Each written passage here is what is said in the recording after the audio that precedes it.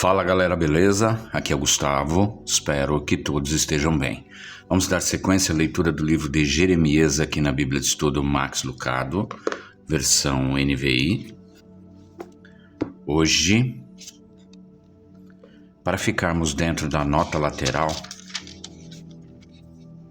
a gente começou outro dia aqui, que vai do capítulo 30 até o capítulo 33, então nós já lemos o capítulo 30, o 31, agora nós vamos ler o 32, 33 e a nota lateral.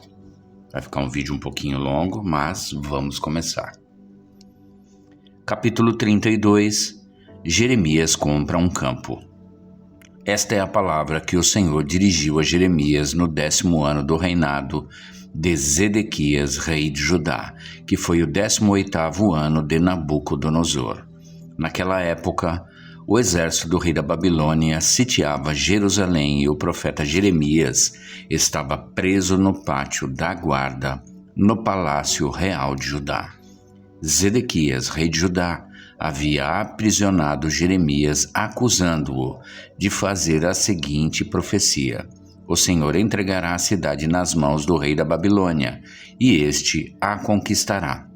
Zedequias, rei de Judá, não escapará das mãos dos babilônios, mas certamente será entregue nas mãos do rei da Babilônia. Falará com ele face a face e o verá com os seus próprios olhos. E ele levará Zedequias para a Babilônia, onde este ficará até que o Senhor cuide da situação dele. E ainda, se eles lutarem contra os babilônios, não serão bem-sucedidos. E Jeremias disse: o Senhor dirigiu-me a palavra nos seguintes termos: Hanamel, filho do seu tio Salum, virá ao seu encontro e dirá: compre a propriedade que tenho em Anatote, porque, sendo o parente mais próximo, você tem o direito e o dever de comprá-la. Conforme o Senhor tinha dito, meu primo Hanamel veio ao meu encontro no pátio da guarda e disse: compre a propriedade que tenho em Anatote, no território de Benjamim, porque é seu direito de posse e de resgate. Compre-a. Então, compreendi que essa era a palavra do Senhor. Assim, comprei do meu primo Hanamel a propriedade que ele possuía em Anatote. Pesei a prata e lhe paguei 17 peças de prata. Assinei e selei a escritura, e pesei a prata na balança, diante de testemunhas por mim chamadas. Peguei a escritura, a cópia selada com os termos e condições da compra, bem como a cópia não selada, e entreguei essa escritura de compra a Baruque, filho de Nerias, filho de Maacéias, na presença de meu primo Hanamel, das testemunhas que tinham assinado a escritura e de todos os judeus que estavam sentados no pátio da guarda. Na presença deles dei as seguintes instruções a Baruque: assim diz o Senhor dos Exércitos, Deus de Israel: tome estes documentos, tanto a cópia selada como a não selada da escritura de compra, e coloque-os num jarro de barro, para que se conservem por muitos anos. Porque assim diz o Senhor dos Exércitos, Deus de Israel: casas, campos e vinhas tornarão a ser comprados nesta terra. Depois que entreguei a escritura de compra a Baruque, filho de Nerias, orei ao Senhor: soberano Senhor, tu fizeste os céus e a terra pelo teu grande poder e por teu braço estendido. Nada é difícil demais para ti. Mostras bondade até 1000 gerações, mas lanças os pecados dos pais sobre os seus filhos. Ó grande e poderoso Deus, cujo nome é o Senhor dos Exércitos, grandes são os seus propósitos e poderosos os teus feitos. Os teus olhos estão atentos aos atos dos homens. Tu retribuis a cada um de acordo com a sua conduta, de acordo com os efeitos das suas obras. Realizaste sinais e maravilhas no Egito e continuas a fazê-los até hoje, tanto em Israel como entre toda a humanidade. E alcançaste o renome que hoje tens. Tiraste o teu povo do Egito com sinais e maravilhas, com mão poderosa e braço estendido, causando grande pavor. Deste a eles esta terra, que sob juramento prometeste aos seus antepassados, uma terra onde há leite e mel com fartura. Eles vieram e tomaram posse dela, mas não te obedeceram nem seguiram a tua lei. Não fizeram nada daquilo que lhes ordenaste. Por isso trouxeste toda esta desgraça sobre eles. As rampas de cerco são erguidas pelos inimigos para tomarem a cidade, e pela guerra, pela fome e pela peste, ela será entregue nas mãos dos babilônios que a atacam. Cumpriu-se aquilo que disseste, como vês. Ainda assim, ó soberano Senhor, tu me mandaste comprar a propriedade e convocar testemunhas do negócio, embora a cidade esteja entregue nas mãos dos babilônios. A palavra do Senhor veio a mim, dizendo: Eu sou o Senhor, o Deus de toda a humanidade. Há alguma coisa difícil demais para mim? Portanto, assim diz o Senhor: estou entregando esta cidade nas mãos dos babilônios e de Nabucodonosor, rei da Babilônia, que a conquistará. Os babilônios que estão atacando esta cidade entrarão e a incendiarão. Eles a queimarão com as casas nas quais o povo provocou a minha ira, queimando incenso a Baal nos seus terraços e derramando ofertas de bebida em honra a outros deuses. Desde a sua juventude, o povo de Israel e de Judá nada tem feito senão aquilo que eu considero mal.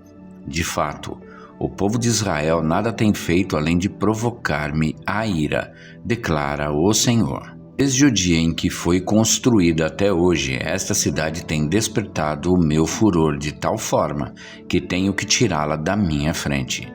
O povo de Israel e de Judá tem provocado a minha ira por causa de todo o mal que tem feito. Tanto o povo como os seus reis e os seus líderes, os seus sacerdotes e os seus profetas, os homens de Judá e os habitantes de Jerusalém, voltaram as costas para mim e não o rosto. Embora eu os tenha ensinado vez após vez, não quiseram ouvir-me, nem aceitaram a correção. Profanaram o templo que leva o meu nome, colocando nele as imagens de seus ídolos. Construíram altares idólatras para Baal no vale de Ben-Rinom, para sacrificarem a Moloque os seus filhos e suas filhas, coisa que nunca ordenei. Prática repugnante que jamais imaginei, e assim levaram Judá a pecar. Portanto, assim diz o Senhor a esta cidade sobre a qual vocês estão dizendo que será entregue nas mãos do rei da Babilônia por meio da guerra, da fome e da peste. Certamente eu os reunirei de todas as terras para onde os dispersei na minha ardente ira e no meu grande furor. Eu os trarei de volta a este lugar e permitirei que vivam em segurança. Eles serão o meu povo, e eu serei o seu Deus. Darei a eles um só pensamento e uma só conduta, para que me temam durante toda a sua vida, para o seu próprio bem e o de seus filhos e descendentes. Farei com eles uma aliança permanente. Jamais deixarei de fazer o bem a eles e farei com que me temam de coração, para que jamais se desviem de mim. Terei alegria em fazer-lhes o bem e os plantarei firmemente nesta terra de todo o meu coração e de toda a minha alma. Sim, é o que farei. Assim diz o Senhor. Assim como eu trouxe toda esta grande desgraça sobre este povo, também lhe darei a prosperidade que lhes prometo.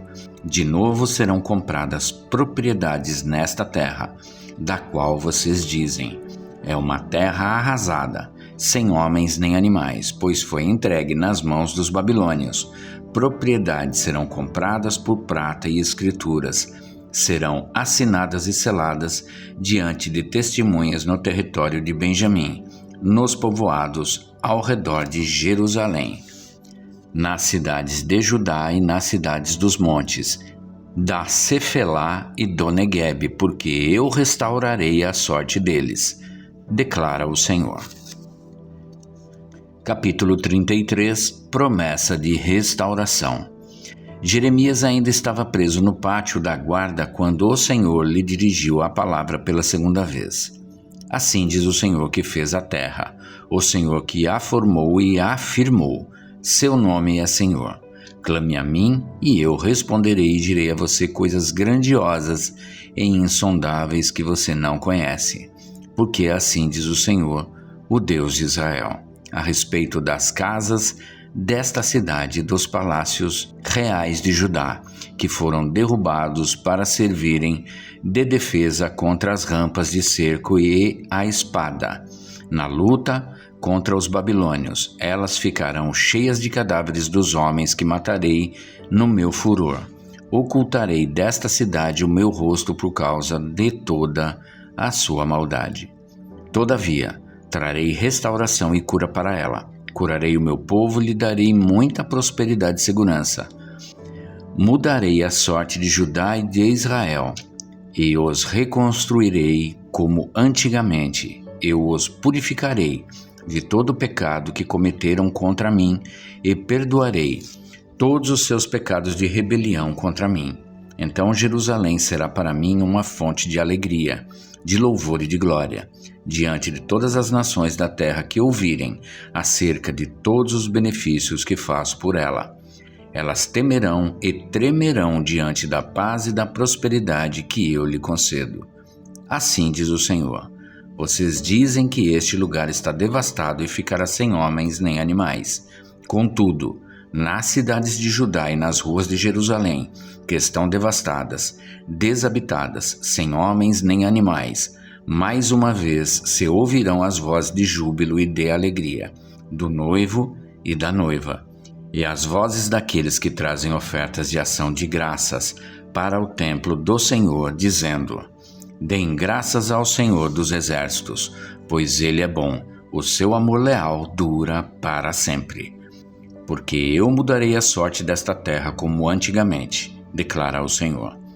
Assim diz o Senhor dos exércitos.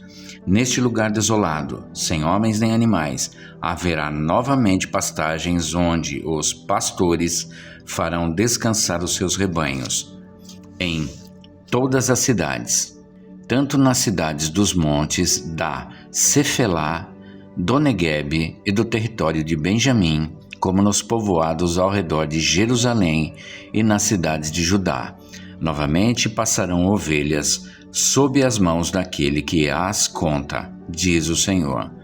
Dias virão, declara o Senhor, em que cumprirei a promessa que fiz à comunidade de Israel e à comunidade de Judá.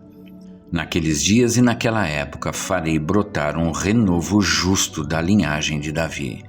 Ele fará o que é justo e certo na terra. Naqueles dias, Judá será salva e Jerusalém viverá em segurança. E este é o nome pelo qual ela será chamada. O Senhor é a nossa justiça. Porque assim diz o Senhor, Davi jamais deixará de ter descendente que se assente no trono de Israel. Nem os sacerdotes, que são levitas, deixarão de ter descendentes que esteja diante de mim para oferecer continuamente holocaustos, queimar ofertas de cereal e apresentar sacrifícios. O Senhor dirigiu a palavra a Jeremias. Assim diz o Senhor: se vocês puderem romper a minha aliança com o dia e a minha aliança com a noite, de modo que nem o dia nem a noite aconteçam no tempo que está determinado para vocês, então poderá ser quebrada a minha aliança com o meu servo Davi. E neste caso ele não mais será um descendente que reine no seu trono. E também será quebrada a minha aliança com os levitas, que são sacerdotes e que me servem. Farei os descendentes do meu servo Davi e os levitas que me servem tão numerosos como as estrelas do céu e incontáveis como a areia das praias do mar. O Senhor dirigiu a palavra a Jeremias. Você reparou que essas pessoas estão dizendo que o Senhor rejeitou os 2 reinos que tinha escolhido? Por isso desprezam o meu povo e não mais o consideram como nação. Assim diz o Senhor: se a minha aliança com o dia e com a noite não mais vigorasse, se eu não tivesse estabelecido as leis fixas do céu e da terra, então eu rejeitaria os descendentes de Jacó e do meu servo Davi e não escolheria um dos seus descendentes para que governasse os descendentes de Abraão, de Isaque e de Jacó. Mas eu restaurarei a sorte deles e lhes manifestarei a minha compaixão. Até aqui. Vamos à nota lateral.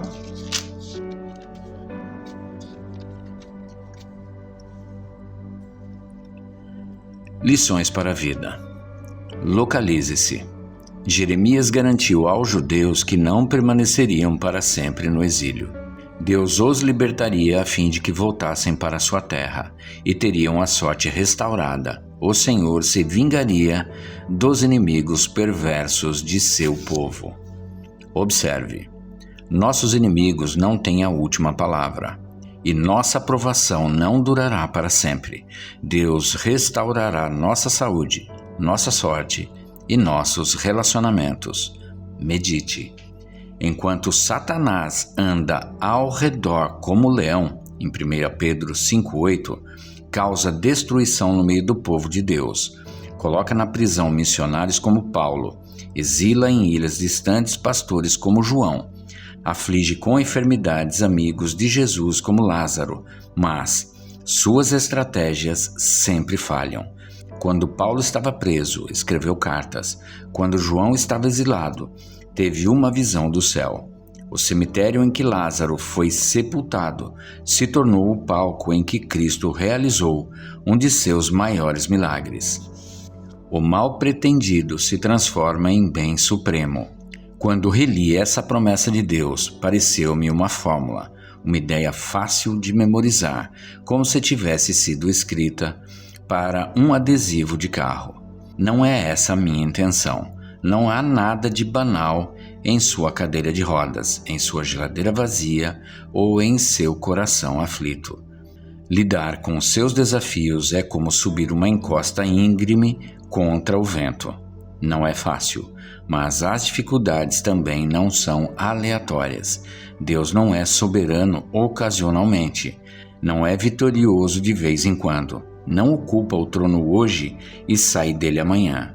O Senhor não afastará sua ira até que ele tenha completado os seus propósitos. Jeremias 30:24. Essa fase em que você se encontra talvez o deixe confuso, mas não é motivo de perplexidade para Deus. Ele pode usá-la para os propósitos dele e certamente o fará. Um exemplo: José na prisão. Da perspectiva terrena, a prisão egípcia representava uma conclusão trágica da vida de José. Satanás podia contar vitória para o lado das sombras. Todos os planos de José chegaram ao fim quando a porta da cadeia foi trancada. O diabo tinha José exatamente onde queria. Deus também.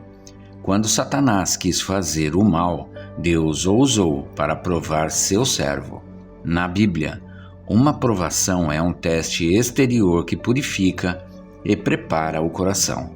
Assim como o fogo refina o metal precioso e remove dele a escória, uma provação purifica o coração. Aplique. Você tem um amigo, um colega de trabalho ou um membro da família que está passando por um tempo de provação? Convide-o para tomar um café e compartilhe com ele as informações animadoras desta reflexão. E é isso, gente. Chegamos ao final do capítulo 33. Só ter certeza. 33. E amanhã retornaremos para a sequência desta leitura. Espero que todos tenham uma excelente tarde e que Deus abençoe a vida de cada um de vocês.